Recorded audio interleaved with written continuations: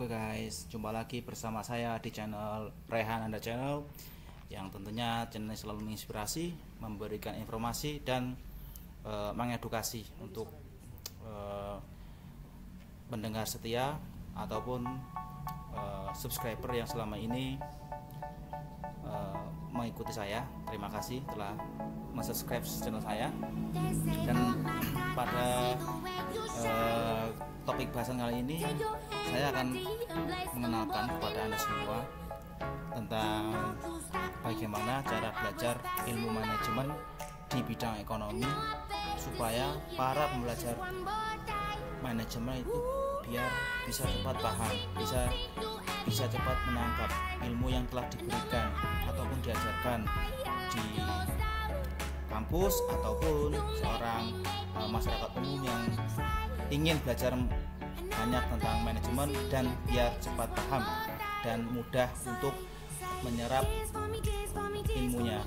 Jadi pada kesempatan ini saya berbagi tipsnya ya biar cepat paham para pembelajar manajemen itu sendiri. Yang pertama, latihan mengerjakan soal di lembar pertanyaan. Ya, cara ini cara yang paling terbukti efektif ya, karena dengan kita banyak mengerjakan soal, secara otomatis kita pasti akan berusaha memecahkan masalahnya, berusaha mencari informasi terkait pertanyaan-pertanyaan yang disuguhkan. Terus yang kedua adalah cari referensi terhadap materi pembelajaran. Betul sekali.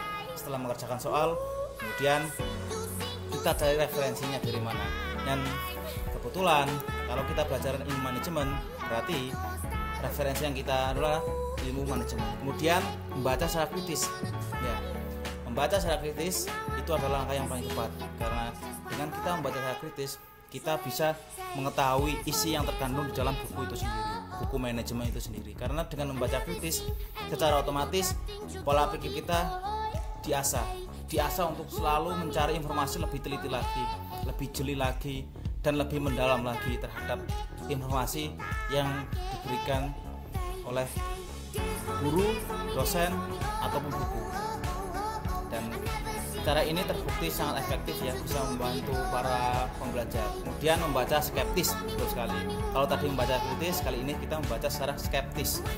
Artinya apa? Membaca skeptis artinya kita membaca secara poin-poinnya saja, secara cepat saja, tidak usah secara terlalu mendetail. Kalau tadi yang mendetail, sekarang kalau kita ingin cepat paham, kita membaca secara poin-poinnya saja, kita cari referensinya, kita cari yang poin-poin utamanya saja. Jadi yang di sini dimaksud membaca secara cepat gitu. Apa sih yang dibutuhkan untuk memecahkan masalah itu sendiri di dalam sebuah perusahaan ataupun di dalam dunia kampus ataupun di masyarakat secara umum. Karena cara ini terbukti sangat efektif dan saya juga pernah menggunakannya untuk memecahkan sebuah masalah yang terjadi di dalam sebuah perusahaan, dan alhamdulillah saya bisa memecahkannya karena saya tidak membaca referensinya secara skeptis gitu, secara cepat, tapi kita teliti. Tidak membaca secara detail, tapi kita baca poin-poin penting saja, dan itu sungguh paham. Kemudian mengetahui polanya. Ya, apa yang dimaksud mengetahui polanya? Kita belajar manajemen, tentu ada pola-polanya ya. Pola-polanya yang diajarkan baik oleh guru, dosen ataupun para pengusaha yang mendidik anak buahnya. Dan di sini polanya bervariasi ya, karena ilmu manajemen itu mengajarkan pola-pola. Ada yang birokrasi ideal, ada yang tindakan dan keputusan administrasi publik, ada seleksi dan promosi personel, dan semuanya pola-polanya itu diajarkan secara detail. Kita harus paham dulu polanya seperti apa, arus manajemen itu sendiri kayak apa, ada pemasok, ada manufaktur, ada distributor, ada retail. Kita ketahui pola-polanya itu, kita harus paham. Kalau kita belum paham, kalian bisa tanyakan kepada dosen. Mempelajari kembali teori manajemen secara mandiri, betul sekali. Kalau Anda sebelumnya belajar bersama para guru, dosen ataupun para atasan Anda, kemudian saya sarankan setelah Anda belajar di dunia kampus ataupun para atasan Anda, kemudian diharapkan Anda supaya lebih paham lagi di rumah, pelajarilah secara mandiri, karena cara ini terbukti efektif ya. Karena saat kita mempelajarinya secara mandiri, secara otomatis kita berusaha mencari poin-poin tambahan, karena terkadang apa yang disampaikan oleh para dosen atau para guru itu belum sepenuhnya ya.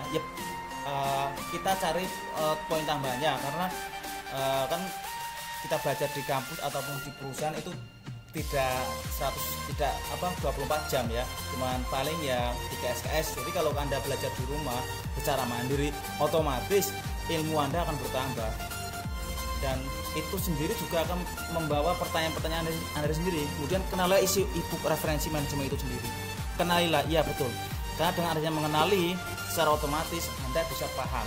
Tanpa Anda kenali dan tanpa Anda sadari, banyak hal-hal yang bisa membuat Anda bingungan. Jadi Anda harus kenal dulu terhadap apa yang Anda pelajari itu sendiri.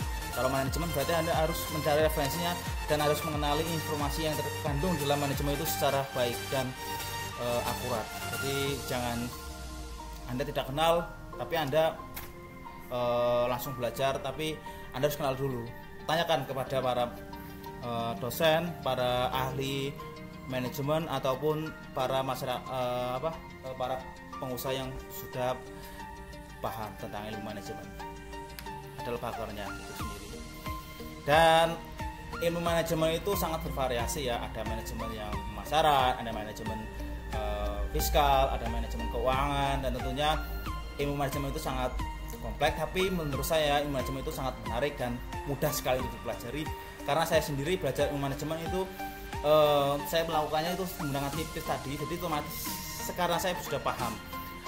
Kalau Anda bingung boleh tanya ke saya, boleh kirim komentar di komentar link di channel saya. Anda boleh tanya kepada saya juga tertarik dan saya akan membantu permasalahan Anda yang selama ini Anda hadapi di dunia pendidikan ataupun para pelaku dunia bisnis. Tentunya juga butuh pemecahan masalah, karena saya juga di sini ingin memberi informasi, karena channel saya itu mengedukasi ya, kesulitan apa yang Anda hadapi di dalam ilmu manajemen itu sendiri. Karena saya juga bisa dikatakan saya adalah bidangnya, karena saya juga seorang pembelajar manajemen, jadi otomatis saya juga masih menggali gitu. Jadi ada hal-hal yang harus saya sampaikan.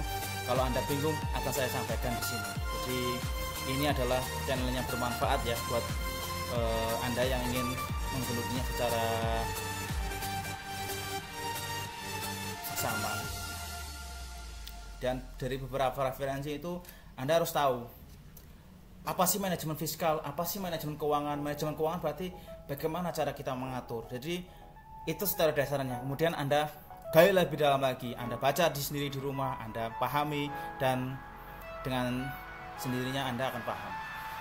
Karena sebenarnya ilmu manajemen itu mudah ya, kalau Anda belajar dengan baik, insya Allah paham. Kalau saya sendiri belajar manajemen itu, ya saya membutuhkan waktu satu kali saya sudah paham, 2 kali saya hafal, dan 3 kali saya bisa menerangkan apa yang sudah saya belajar dari isi ilmu manajemen itu.